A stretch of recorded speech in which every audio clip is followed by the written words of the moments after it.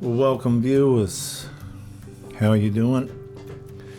Well, men going into female spaces, the law that changed women's rights, the equality that changed everything. When female privacy became negotiated space. Privacy was never designed to be debated.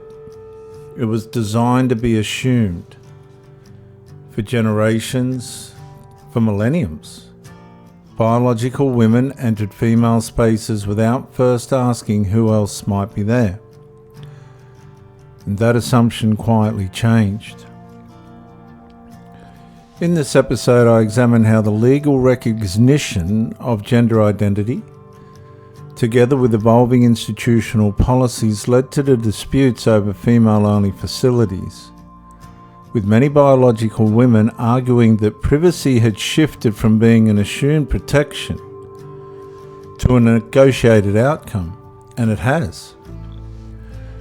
Civilization creates private spaces because vulnerability exists, not because every person presents a threat, but because no woman should have to determine in a moment of personal vulnerability whether she is safe enough to remain in that space.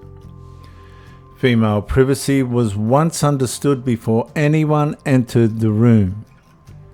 It required no discussion, no policy briefing, no legal interpretation, and then institutions began rewriting access policies. Guidelines expanded. Staff received new instructions. Complaints emerged from different directions. One person asserted inclusion, another asserted privacy.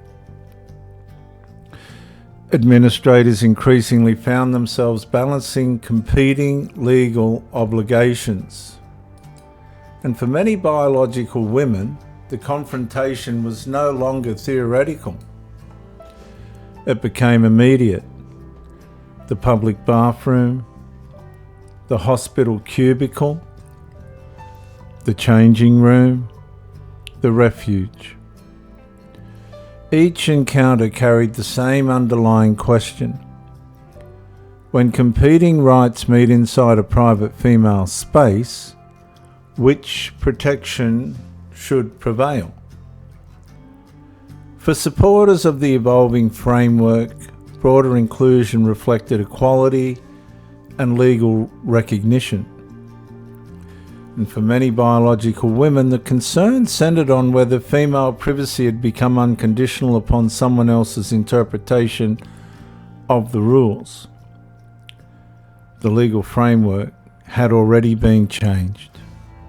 Institutions had already adapted.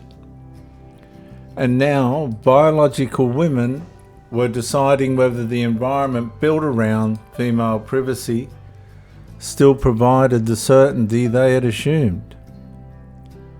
The debate had reached its deepest point. Not access, not identity, but vulnerability itself. Viewers, the true purpose of female privacy is revealed when biological women are least able to protect themselves. I want to say that again. The true purpose of female privacy is revealed when biological women are least able to protect themselves.